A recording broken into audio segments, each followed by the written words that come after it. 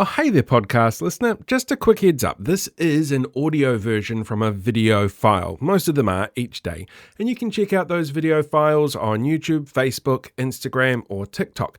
They're all there. They've got the pretty pictures. You can look at the pictures and go, that's what he's talking about when he says, look at this. But you're also more than welcome to listen to the podcast version. And if you're going to listen to the podcast version, why not give us a bit of a ranking or rating or however it is that it works on this particular podcast platform? It'd be kind of cool to move up the rankings a little bit.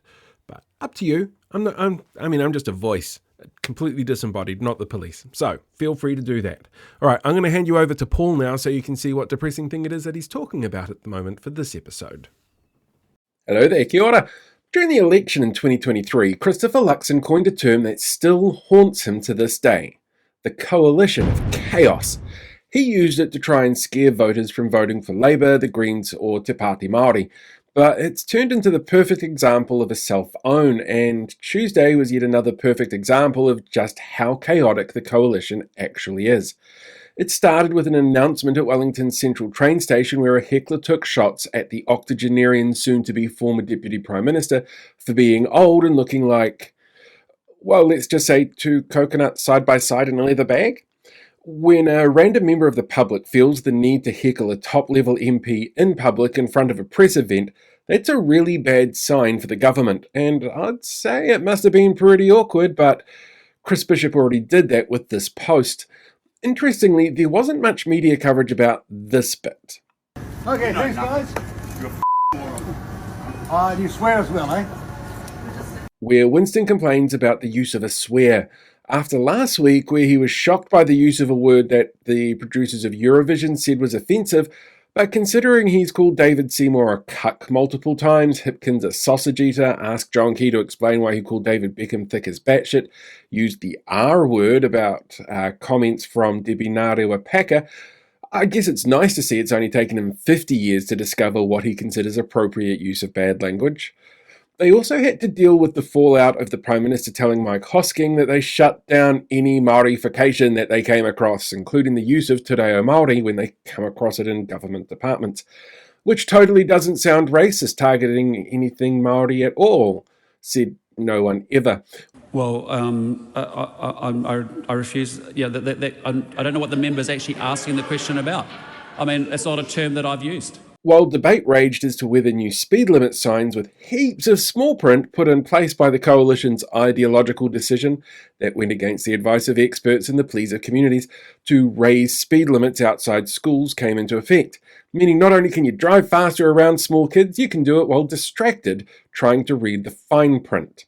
Outside Parliament, hundreds performed a haka in support of the Te Pāti Māori MPs facing the harshest ever sentence handed down by the Privileges Committee, while the Prime Minister stood by plans to make them pay after telling people that they interrupted ACT from voting on the bill with their haka, which they didn't, and this can clearly be seen in the video of the event. But the Prime Minister just tried to wave that away. It was revealed that ACT's member of that committee had looked into pushing for prison time for the MPs. So weird how David Seymour had told the public the MPs should consider themselves lucky that they weren't in prison, like it was something he'd wanted to push. Winston Peters got booted from the House for asking if he got a tan, would that be Māorification, before making snide comments at the Speaker, who has a long history of, well, the two of them don't really get on very well. Shane Jones got called out for saying that there's thousands of Kiwi now, so they'll be fine with his plans to slash and burn their habitats for fossil fuels and free fish dinners. It was revealed that in a rush to set up the failed Family Start tax credit system, IRD haven't actually been given the tools to check how many, if any, got the full $252 tax promise that the finance minister staked her career on in the election. The debate started then afterwards with Judith Collins, the MP who leaked personal information to Cameron Slater. The MP who said that she wouldn't stab Jacinda in the back, she prefers to stab from the front. The MP who decided to endorse a company her husband is a director in got up and said that she was a stickler for the rules, and rules are rules. Then Chris Hipkins got up, gave a good speech that must have been so good it managed to convince the coalition to put off the debate until after the budget, because it wasn't right to not have half of a political party there on budget day. but with plans to still proceed with the record-breaking punishment afterwards. Te Pāti Māori co-leader Rawiti Waititi said it felt like psychological warfare to start the debate and then delay it like that. It was all one day, and these are the people that are trying to tell us that Thursday's budget will be a good one, that it may be slim pickings, but it will be responsible, and all it cost was pay equity for women.